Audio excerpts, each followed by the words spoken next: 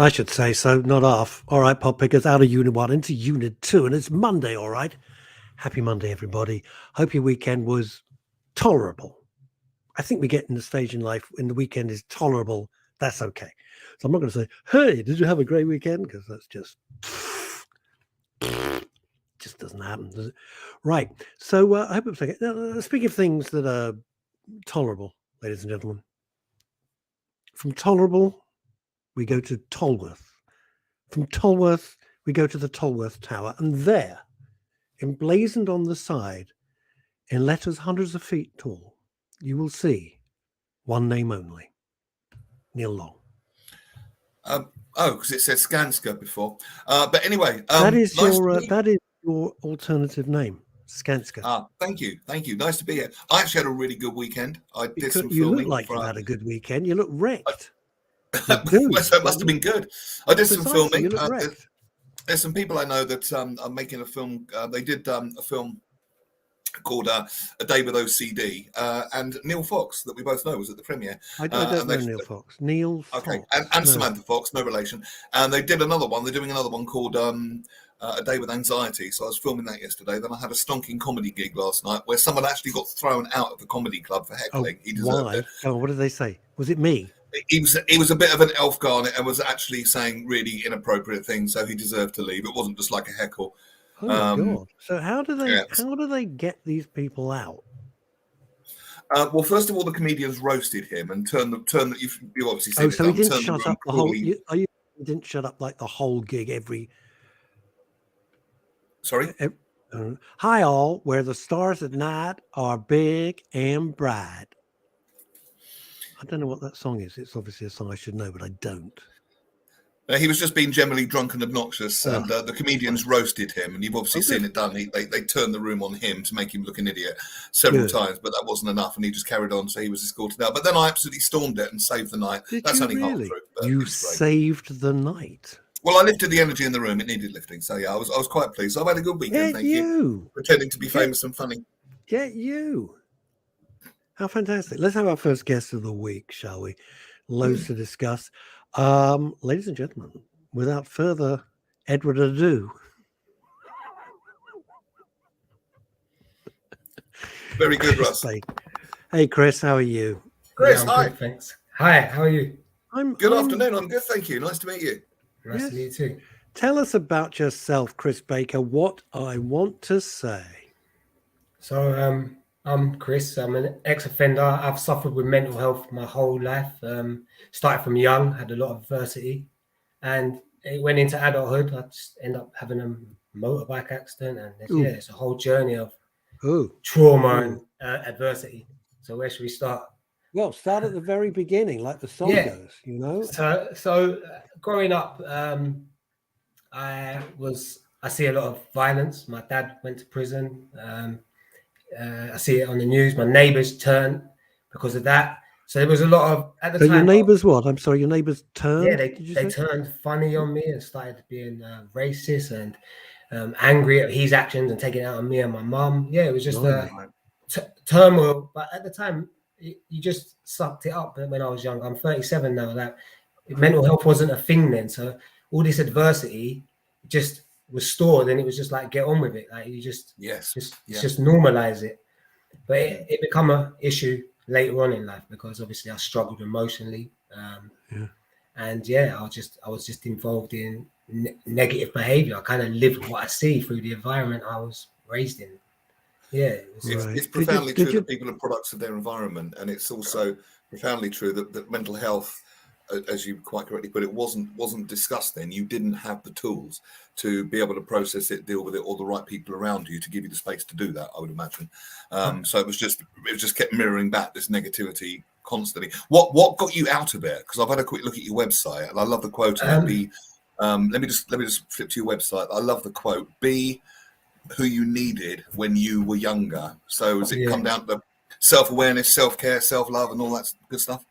A lot of introspection, and I had to understand all the triggers and traumas and why things affected me. Because I used to think that what I was reacting to in the moment was the problem, but it actually come from underlying issues from before that, and I wasn't consciously aware of what was causing that at the time. So I'd react in the moment thinking it's that, but it's a trigger from childhood.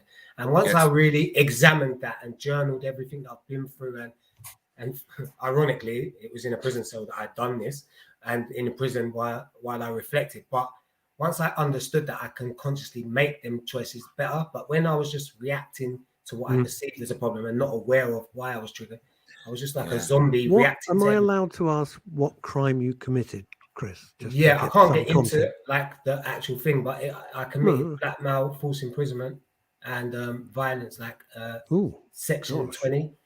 Yeah, so I was just kind of. How old were you then? I was 29 when the last time I committed a crime, and after I lost my arm, my irrational behavior escalated. So I was more heavily involved. I was more reactive. I was more blaming everything on everyone else. I had no accountability, and just everything was heightened because the life I lived before, I was still involved in, but now with one arm, and I was more extremely vulnerable than I was before. Losing the arm, was that as a result of the motorbike accident? Did you say? Yeah. So I was on a motorbike when I was 22, 10th of May, 2008, and I was being chased by the police. Ironically, yeah. So you kind of overrode the bike, as they might say, and fell off, presumably. Yeah, I took chase. I come to a bend too fast, and the bike kind of flipped as it come out of the bend. I went for 3 slats of wood. They were like 4 inches thick, like 4 inch by 4 inch, straight through into a ditch. And then I was looking up in the ditch, 16-foot ditch, and the police officer, it was a school person I went to school with. He was in my class. And he said to me, "Don't run. It's worse than you think." And I'm still trying to get up, but my arm was open, fracture. I broke 10 ribs, punctured both lungs, shattered my scapula, broke vertebrae in my back, done loads of damage. I was took to the hospital, and I was come out of a coma, had a head injury, but my behavior didn't change. Like that wasn't the awakening. That wasn't the aha moment. So what was the aha moment? What did it take when you went, I'm really not going to do this Neil, anymore? can I just ask one quick question about this station? Then please come back with yours. Yeah. I always watch these videos, and I'm not making light of it, these police chase videos. And I always think to myself when I'm watching them, both here and in, of course, a lot of the American ones, I'm thinking, why you're not going to outrun the police? It's just not going to happen. There's one of you, and they can call from backup all over the shop, right? Stop running because it's going to end badly. And I guess you thought you could outrun them. Of course. I didn't think of the consequences. I thought about getting away. That was the... Yeah, sure. What had you done?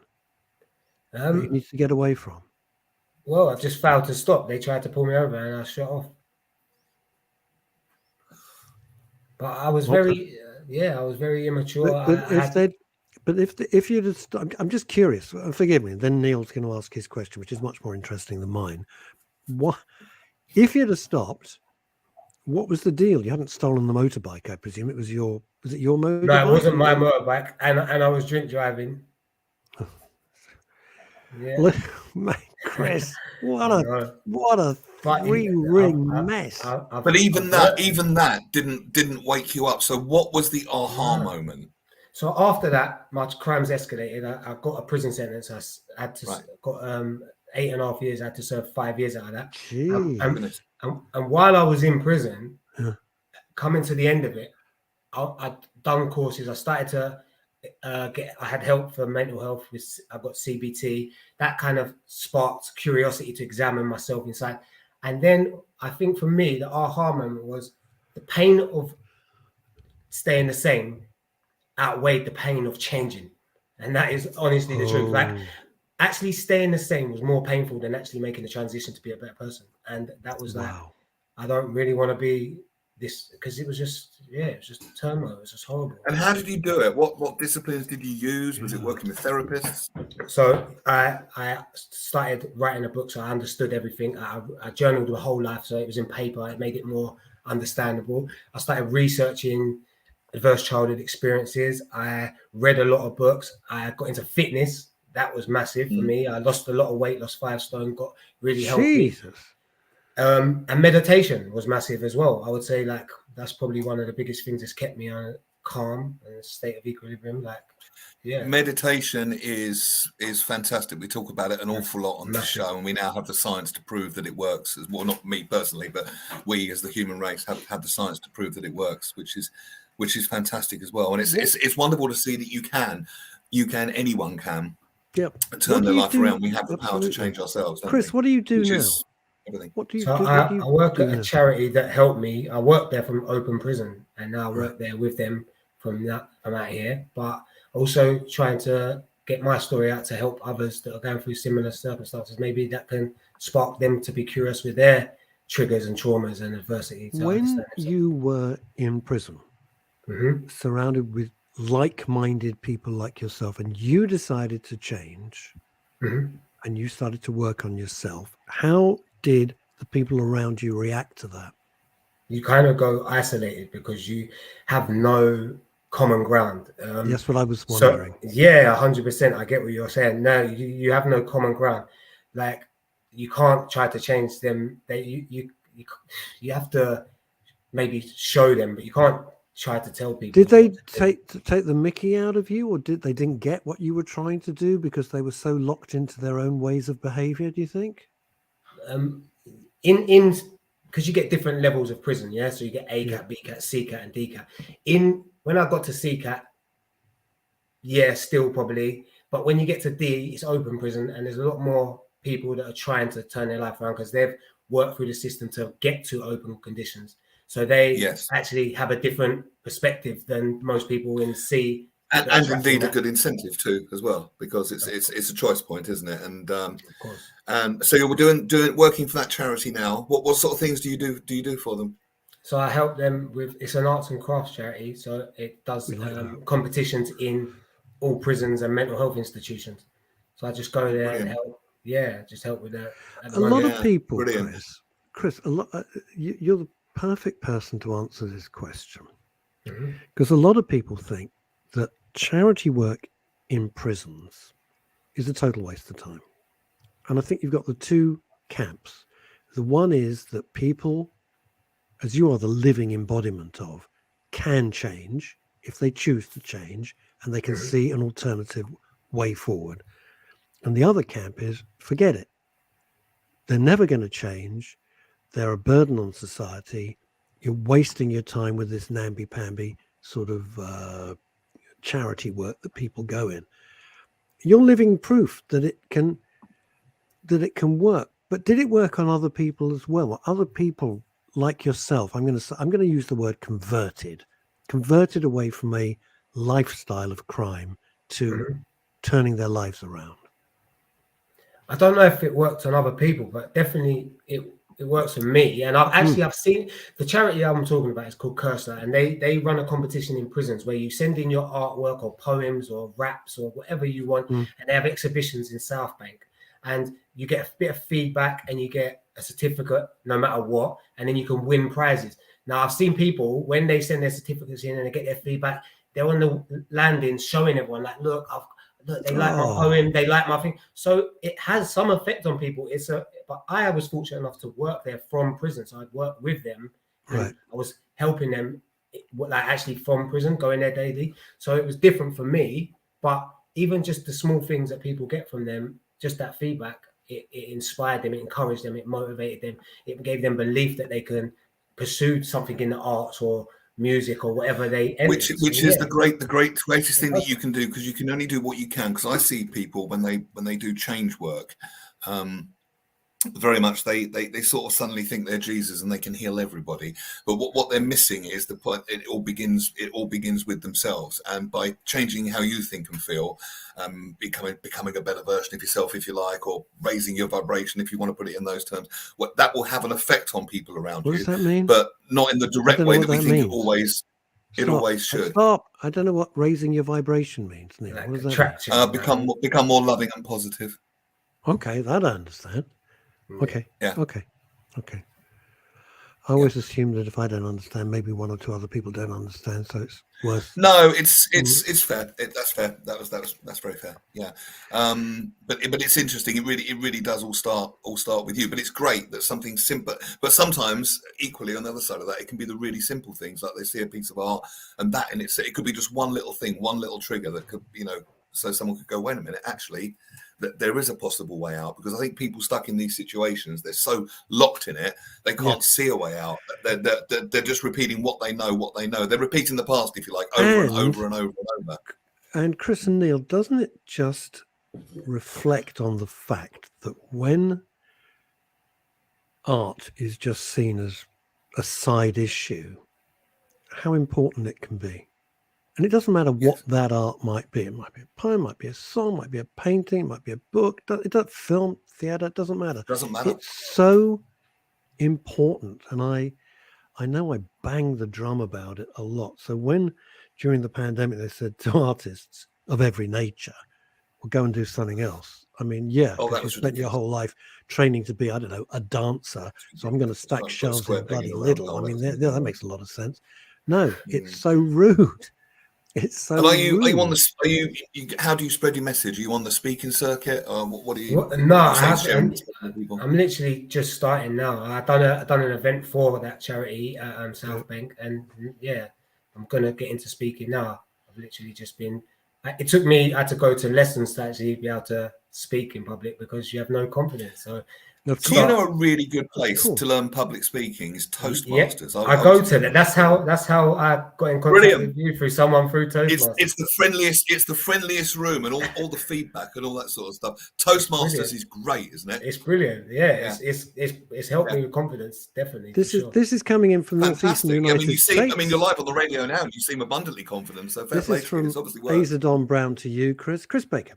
I've gained so much from having worked in prisons and jails. I'm a firm believer that a majority of those, not all, but a majority of individuals can change the path of their life. Yet it will take personal introspection and a desire for change. And that is really, you know what, those last few words probably are the key to everything that we do on Men's radio station, and certainly on the Daily Show, is that if you don't, and I'm guilty of this myself, if you don't actually desire to change, you won't change. And it's so true. And I see that, and then I immediately think, oh, well, what could I improve? What could I change? But it's very true. It really runs through every guest we've ever had on the show. Yeah. Yes. That's so interesting. So you're learning to do public. You see, you've got, Chris, such an important message to spread. Mm-hmm. Such an important message to spread, because you're the living embodiment of things were terrible, awful, on every level, physically with your arm, mentally, your lifestyle, your relationship with, I hate the word society, but you know what I mean, with the rest of the world. And now look at you. It's tremendous. Very hard to say that without sounding patronizing, but I'm not. It's a tremendous achievement. It takes courage. It takes courage. It takes determination. And I'm going to use a wonderful old-fashioned phrase, and I have no apology for that either. It takes strength of character to do that. It takes proper strength of character to be the person that you could be. Yeah. So don't hide that message. Spread it. And anything we can do here on MRS and the Daily Show to help you, you have an open door. You got my absolutely. Email. You can just I did some volunteer work once, Chris, in Feltham Young Offenders Institute, and I would say most of the lads, it was all male in there, were pretty good people who just, if you like, were from the wrong side of the tracks. They'd never had the chance. They never had the environment. But I could not have called them bad in any way, and they were really decent people doing their time, wanted to turn it around and being productive and all that sort of stuff. And they were pleased by little things like getting their armband where they could go out of the prison and work for a day on day release, and that kind of thing. There was a percentage that needed to be in there, no question about it. But the vast majority, it was all very malleable, and they wanted to change. And I didn't feel intimidated in there at all. They were You didn't nice people. really? You not feel Not at all. nervous? No, I must tell the story another day. Sadly, he's no longer with us. But one of the prison guards, he was a guy called Bob, and he referred to them as the kids, not inmates. And the relationship he had with them, it was almost like the father figure they never had. And he was the only prison guard that had never been attacked in his whole tenure there. He had a really different relationship than you would imagine having with a screw, if you like. I'll tell the whole story another time. But he was a really I immediately think of Ronnie Barker, of course. Can't help it. Ronnie Barker and Fulton McKay and Richard Beckinsale. I can't help it. Yeah, oh no, they were great. No, Bob was absolutely lovely. As I said, very sadly no longer with us. Did you reconcile with your father? No, I haven't. No, I think he's still in prison. I don't really have much. I don't know much about him. Like, we're not. I think he's still in prison for all I know. Yeah. But and your mum, you know. Yeah, I'm very close to my mum. Got the family life back and everything. She must be. Yeah. I hate to say this, but as a dad myself, you know, she must be thrilled. She must look at you now and go, "Got my boy back." Yeah, definitely. We have a much better relationship now because. That's fantastic. Yeah. Do you have brothers and sisters? My dad has 3 daughters from other women, but I don't really see them. So, but I have got. He's been busy when he wasn't banged up.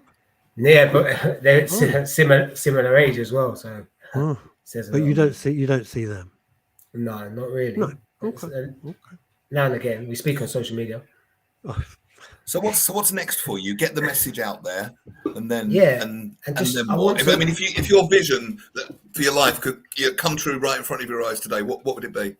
Yeah, just help change the narrative with prisons, because you can go to prison now today, and in prison there's like 80% of people have been through 1 or more adverse child experience, and then 48% of 4 or more. Now you can go to prison today and not even be asked about ACEs, come out of prison and have the same issues you went in with. I think it should be compulsory that you're asked about them. I don't expect people to be talking about their childhood trauma openly, because that takes, like you say, courage, and there's normally shame attached to that. So most people have a visceral effect, and it's secrecy and silence. You don't want to talk about it because you fear the judgment. But if you can just give them awareness on it and spark curiosity themselves to examine their own traumas and adversity, maybe we can reduce the recidivism, because until they understand consciously what is causing these bad behaviors, and I'm not giving them an excuse, you are still accountable for your actions. But if you're not aware of what's causing that or what's contributing to your bad behavior, how can you make the change? You can't, because you're just like reacting to what goes on. I agree totally. Just repeating the past again and again. I agree. A phrase I 100%. Like in situations like this, because many people have had terribly difficult pasts.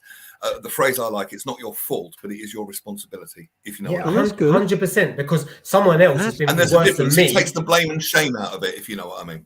Yeah, someone else has been through worse than me and not gone and broke the law, so you're accountable. But if you're not aware, then it's hard to be accountable. That's what I think. Do you know how refreshing all begins with awareness? Chris, it's so refreshing to actually hear you say that, because I don't know, we seem to live in a world where nothing is anyone's fault. Always somebody else's fault. It's never mine. I never take responsibility. It's my truth, not my fault, and this happened and that. It's everyone's got a get out of jail free card.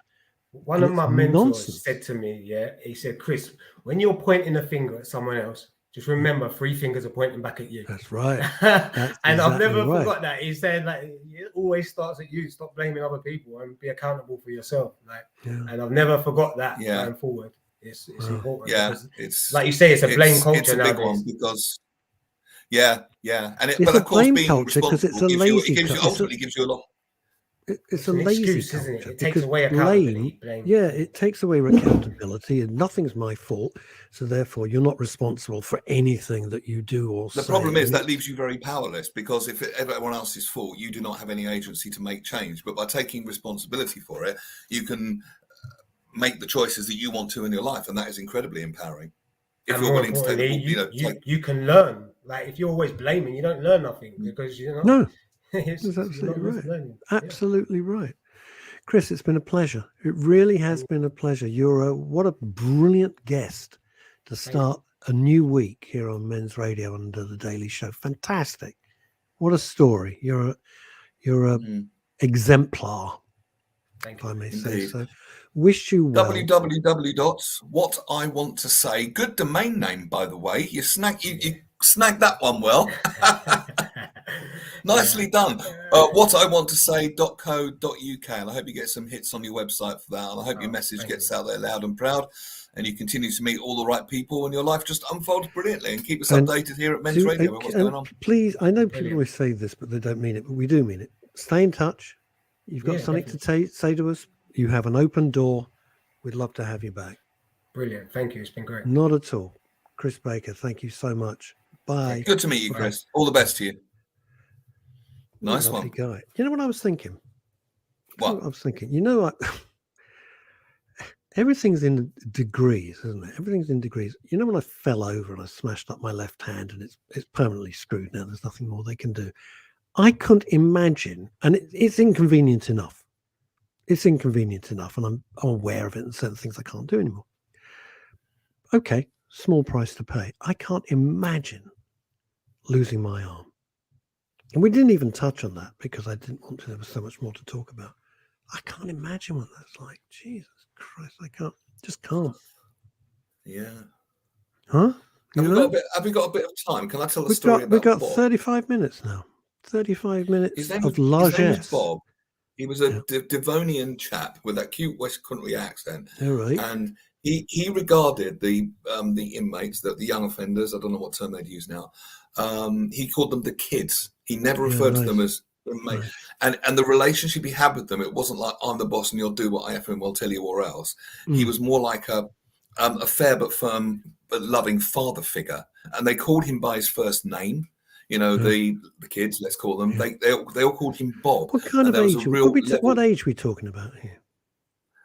These were 15, 16, 17. They're the kids. So still, it's a young offenders institution. And they called him by his first name. They called him Bob. He had a great relationship with them. And he was the only prison officer, he told me, that had never been attacked in that whole place. The other guys... The other screws were fine. They were good men. It was not like you see in films with sadistic guards. That was nonsense. But it wasn't sure. But they didn't have the magic. They did, nothing like Shawshank. It wasn't Cool Hand Luke. Yeah, but they didn't have the magic of Bob. They didn't have that kind of closest of relationship, and it difficult trick to pull off. By the way, I wanted to do this before we forgot. This is from Luke Newman, and then I want to come back to what you were saying. Good afternoon, gents. That'll be you and I. Last Monday, I co-hosted a 24-hour, bloody Nora, Speak Up Liveathon. Is that what you say? Liveathon? Okay. All right. Mr. Busy, Mr. Showbiz. Yesterday, we heard from over 40 people, all talking about their mental health, their struggles, their successes, and how they continue to offer or receive support. We have raised over £2,000 so far, all in aid of CPSL Mind. Well done, Luke Newman. What I was about to say, what you just said, it's a hard line to walk, because if you don't have respect and instill discipline, the whole structure of that prison, I'm not going to call it a prison, right, falls to pieces. To try and do it with kindness, the worry is they see that as weakness. But they didn't. And here's the thing. That's what's really interesting. And this was the man's genius. You know, they'd be drug tested and stuff like that, and he wouldn't let them off. But it wasn't a sort of fear-based or an authoritarian way. It was done with love over fear, if you like. You generally got the sense that he really did care for those kids, and they responded to that, because I guess chances are that half the reason why they're in prison, they didn't have those role models in the first place. And he would do radio shows with them. I made some jingles. They installed a radio station. And he would present shows with them. And it was I'm trying to avoid walking into a particular minefield here. So I'm going to tippy-toe around the very extreme border of it. Okay? Go on. Because I do not want to end up in the papers. Thank you. You heard it from Chris Baker, our guest. We see the stats all the time that families without fathers, I'm not talking about getting divorced. I mean, where the fathers just sodded off. Yeah. those kids are at such a disadvantage. And the stats are awful. Feckless, made worse today by social media. Fathers. But made worse today by it, social media why? and a certain... Is it? Go on. Expand. Well, people like Andrew, what his name is, I don't want to give him too much airtime. Andrew Tate. Yeah, but messages like that on social media, because there's no sort of guidance of what it takes to be a man. All they've got is what they see around them, and probably unhelpful memes like "big boys don't cry" and all that sort of thing. And here's what you've got to do to be a man, and all that. You know, if you're living in a which is not helpful. If you're living in a horrible council estate, right, and your life is pretty crap, and some twat comes on like Andrew Tate, you'd look at him as if you were a young man, not if you're like of our age, but you look at him as a young man and go, I want that life. I want those 50,000, 200,000 pound watches. I want the Bugatti. I want the Aventador. I want the Ferraris. I want that house. I want those women. I understand. I get that. I get why they think that is what life is about. They will never attain that. They will never attain that. It's impossible. Well, impossible. And the thing is, though, even if they could attain some of those things, there's a thing that psychiatrists and psychologists called hedonic adaptation, which means that they would simply just get used. It's like when you get a new car and it's fun for a week and so exciting, and then it's just a new car, and then you need more, and then you need more and more. But without a baseline of happiness and a strong grounding, it'll never be enough. You have to balance getting what you want, and there's nothing wrong with that, but wanting what you have as well. It's both and it's not either or. Look, over the years, you and I have met hundreds and hundreds of celebs, right? Over the years, because of what we do. Well, of course. It's like saying to, you know, a fishmonger, well, you've met a lot of fish. Well, obviously, I mean, it's the job. It's like if you work in a rivet factory, you're going to meet a lot of rivets. It's not because we have exciting lives. It's the nature of the job. Well, I do. And the thing, well, you have an exciting life. I can't pretend I do. Now, well, I live in New Malden. How couldn't I? You run the whole of New Malden. It can't get much more exciting than that. Let's be honest. Let's be honest. Right. Here's my point. Of those people we've met, some of them are absolutely lovely, charming. I don't know. I'm using the word normal, which is a weak word, but you know what I mean. You can have a conversation. I know exactly what you mean. We all know what you mean. Some are the biggest flaming arseholes you will ever meet in your life. They are just diabolical. And my view has always been this. If you're a decent person inside, you can suddenly have fame and everything is thrust upon you. You'll still be a decent person. People always make. Well, they say the same about money, and you could apply that to fame as well. It doesn't change you; it reveals you. Thank you. So if you're a douchebag before, you'll be a rich douchebag. If you're a douchebag before, you'll be a famous douchebag. If you're a nice guy before, you'll be a nice famous guy or a rich guy. It enables you when you get some of these, twerps, and they just become impossible. It's because that's who they were in the first place. But because they've got fame, or they're a cash cow to a TV company, or they've suddenly come into a lot of money, it allows them to get away with that behavior. But that's how they were in the first place. It hasn't really changed them. Whereas you can meet some of the most famous people in the world. They're completely lovely because they're grounded. Absolutely, because that's who they are. It starts with the person you are, and it kind of radiates out. It radiates out from there. Yeah, thank you, Asa Don Brown, who I'm determined to get on the show one day. Well, God, Russ Kane dragging bloody teeth, getting Asa on the show. It's just like Wednesday, by the way. Can I just throw forward? Yes. We've got a guest on Wednesday, who you know about, Helen Snape. She's been on the show. We love Helen Snape. I love two guests on Wednesday. We've got two guests on Wednesday then. So Helen will come on. Indeed, we have. Helen is one of the guests, and she is going to be talking. Part of her work it's all about coming out of people pleasing, which might sound innocuous, but people pleasing can be awful. And at one level, it can be absolutely, utterly draining, where you can feel that nothing you ever do is good enough. And if you're surrounded by narcissistic people, they're not going to really help.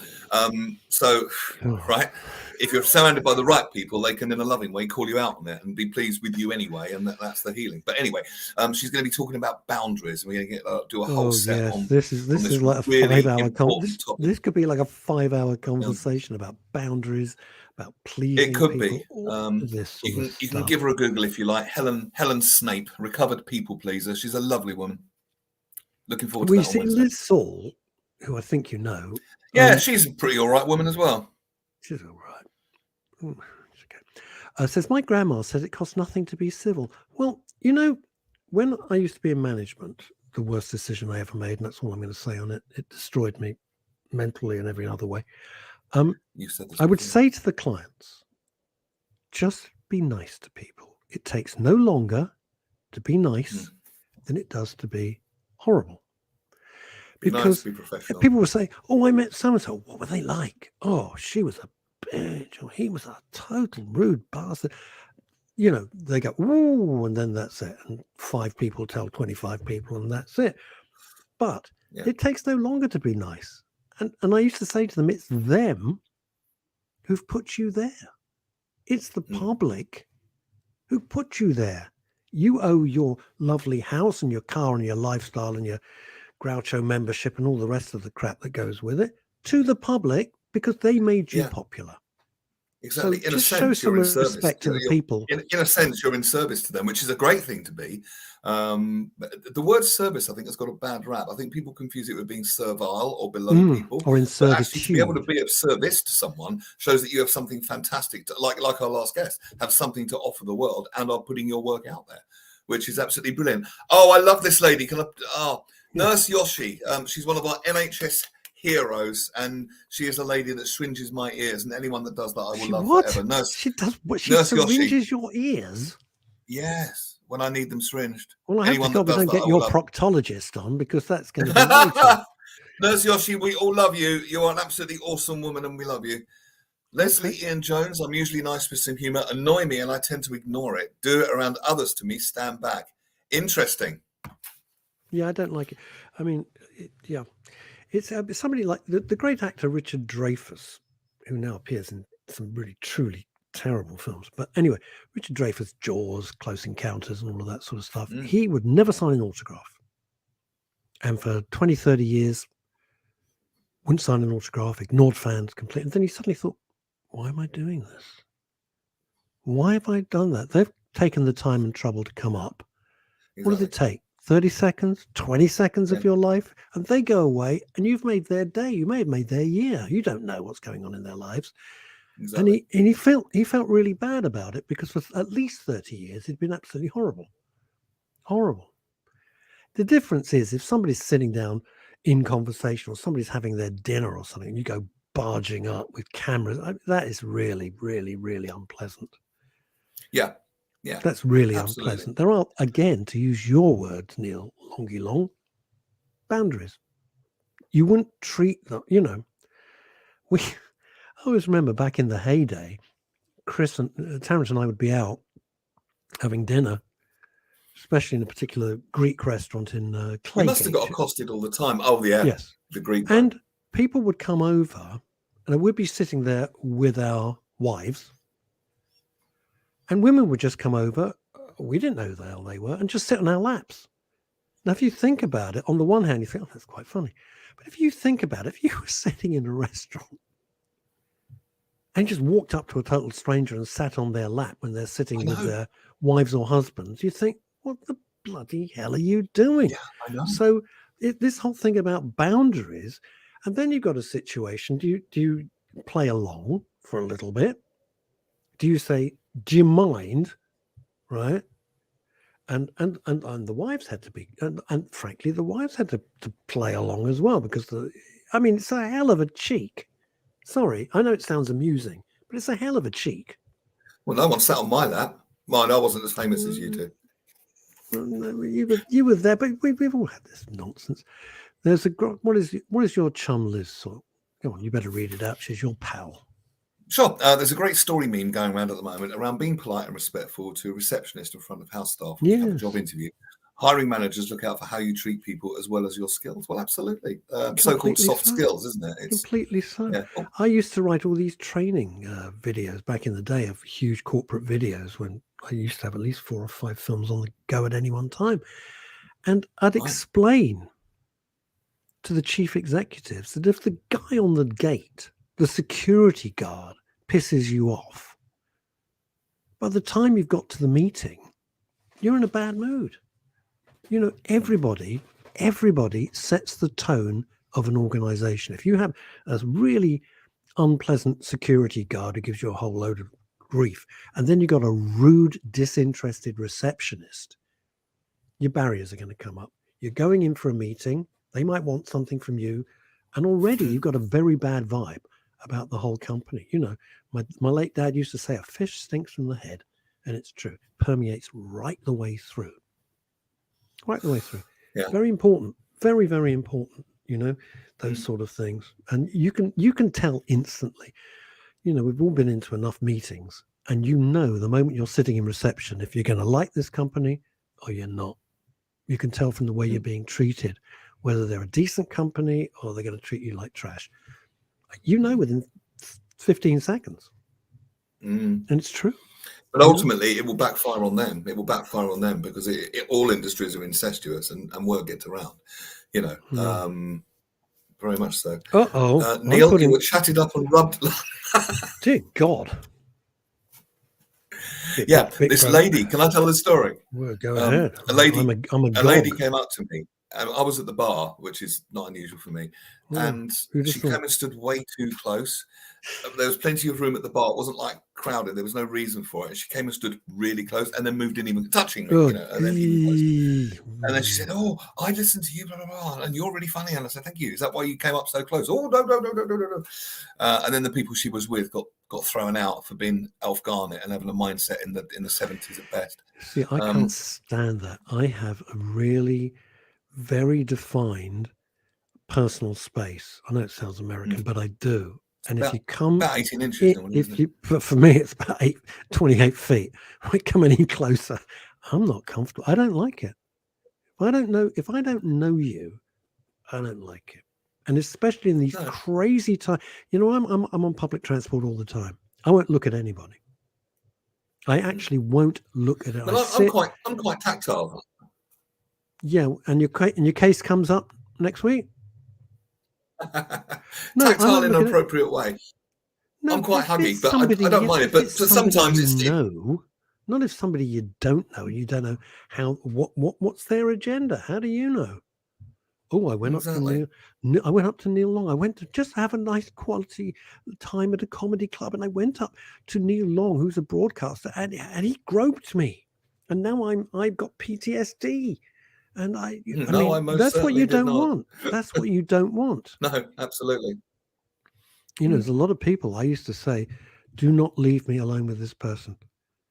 I would always have somebody with, always. Because we know what happened to our pal, Neil Fox, the nicest man on the planet. He's a lovely, lovely man. And it that still pisses me off to this day. What did you say? I said that still pisses me off to this day. What happened to him? It's disgusting. You know, there's many cases. Not only a lovely man, but one of the best broadcasters I think I've ever encountered. He's up there in my top 5. He's a terrific guy. He's a very genuine guy. Yes. And it was so telling that when this bullshit case broke, all the women he'd worked with, they were the first ones to come forward and say, "This is nonsense. He's a lovely guy." You know, our mutual friend flew in from California just to support. I think I know who you mean. Yeah, right. Yes, I know. But that is telling. Because if it were true, women simply wouldn't do that. But they'd say, "Yeah, he had it." They would say, "Yeah, he had it coming." But the fact that they're saying the complete opposite, that is very telling. It was, it is very telling. So yeah, one does have to be careful. And Neil was lucky that he's got a great wife in Victoria who stood by. I mean, a lot of families would have split up because, you know, what do they say? No smoke without fire. It simply wasn't true. It simply wasn't true. And I'm not going to say how much it cost him financially. That's between, he told me privately. I'm not going to go into it. It was eye-watering. and don't expect to be supported by a company. They don't care. They don't care. Fired him on the whole thing was disgusting. You know, you'd think he was a terrorist about the Semtex, the O2 or something. It was absolutely shocking. Shocking. Well, that whole thing was a witch hunt, wasn't it? After the Savile revelations broke, then suddenly it was just a witch hunt, and there's many innocent people that got affected. Paul Gambaccini, well, Gambaccini, who we both work with, again, I'm not just saying it because we worked with some people who weren't very nice. Let's be honest, who were huge stars. But Paul Gambaccini, he doesn't like being called Gambo, by the way. It's just media rubbish. Paul Gambaccini, charming, genuine, lovely, knowledgeable man, and it broke him.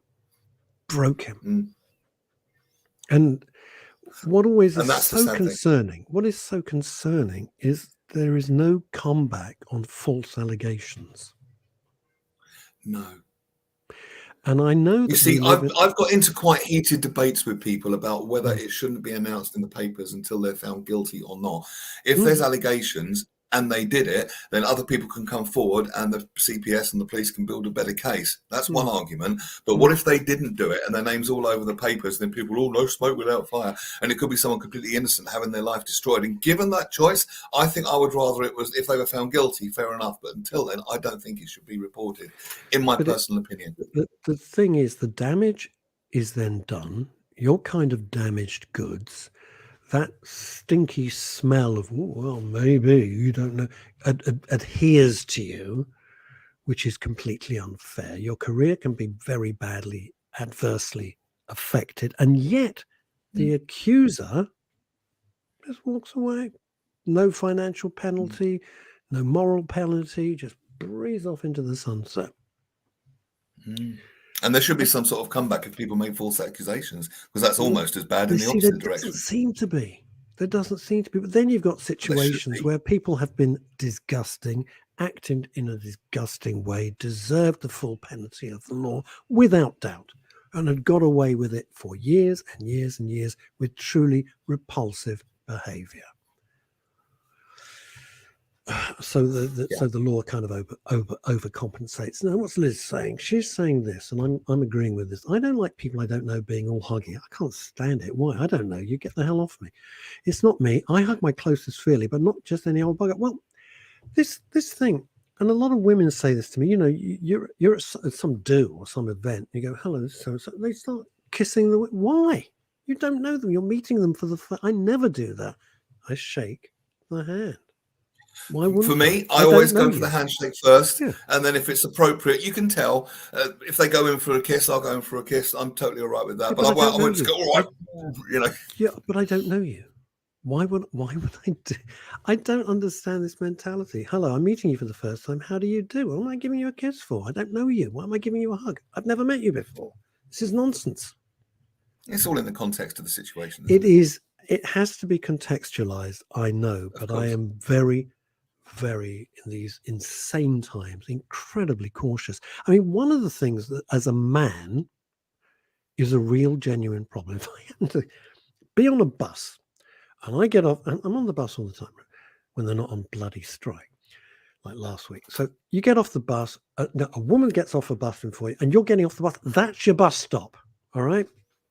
And then blow me down. She starts walking in, and she's walking in the direction that you need to go. I'm immediately, I don't want this woman, total stranger, no idea who it is, to think that I'm some freak and I'm following. Yeah, well, you're right.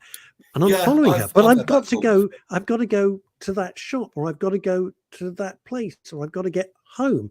That's the route I'm taking. I can't help the fact it's your route as well. So I don't know what the hell to do. Do you pause? And then it looks like you're standing there looking shifty. I try and cross the road, so I'm on the opposite side of the road. But I'm very aware. Does that? I know. This is the mad world we live in. You know, you can't. No, I can understand. I've had the same thought as well. I don't want anyone to think I'm a creep following them, because I'm not. You know, but it'd be nice to be able to walk down the road without people thinking you're a creep following them. Wouldn't it just? You know, that's the thing. Wouldn't it just? It's a worry. That's what gets me. It's a real absolute worry that. And what do you do? What does everybody think? What does everybody think? Yeah, let's have your thoughts on this, people. What if you were a woman, as a woman, I've got to switch this off. This is driving me mad. As a woman, what would you do? What would you like? What would make you the most comfortable? Do you think that if a guy is walking down the street, they're following you? Do you get nervous? What would you like them to do to make you feel more comfortable? What's the correct course of action? I can't believe we have to have these conversations, but I guess your comments, please. Your comments, please. I guess we do. I guess we do. I'm looking forward to people pleasing. It's a nightmare, isn't it? It's a nightmare. Yeah. Helen Snape, absolutely brilliant. She's got a fantastic body of work out there now. So getting some really important work out in the world. She's one. You see, here we go. Here we go. This is what women put up with. I always have a key or something in my pocket for safety anyway. Absolutely, have the key grip between your fist, and at least you got a running chance. And go for the face. Yeah. And women have said to me, this is something as a man you will never, ever have to do. Have you ever had to walk home with your key like in your fist like that? Have it? And I said, well, no, I haven't. And of course, I have a daughter, which brings it home to me even more powerfully, because my number one concern for her is happiness, safety, and well-being. End of. Which is why I'll go out in the middle of the night and pick her up. If she's out, I'd rather she was with me, her and her friends. It's going to be great fun picking them up anyway. I wouldn't miss it. They're great fun. But I'd much rather have that than the risk. I mean, I was in a bar the other day where I picked her up, and there was this creepy bloke, like not 18 inches from her, and he's doing kind of this, kind of as if his body language. If I read it right, it was like, I want to, but I can't. I want to, but I can't. He's like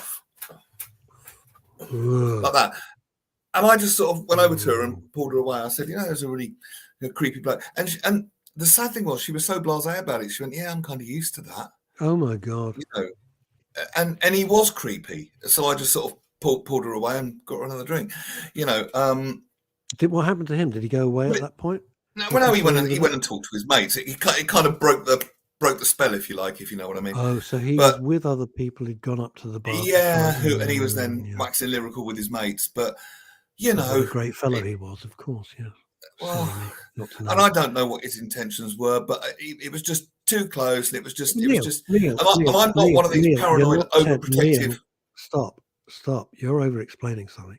You're not 10 years old. You're an experienced man. You do know what his intentions were, because your spidey senses were saying something's amiss. And every time you don't listen to your little voice, every time you don't listen to that, and you always say, why the bloody hell didn't I knew something was wrong. I knew there was something off with that person. The body language didn't look good. And I'm not a paranoid, controlling parent, not at all. I want my girl to go and have as much fun as she wants, wherever she wants, with who she wants. All I care about is her safety. And she's Leslie Ian Jones says this: as someone who used to As someone who used to walk to work at 4 a.m. Bloody Nora.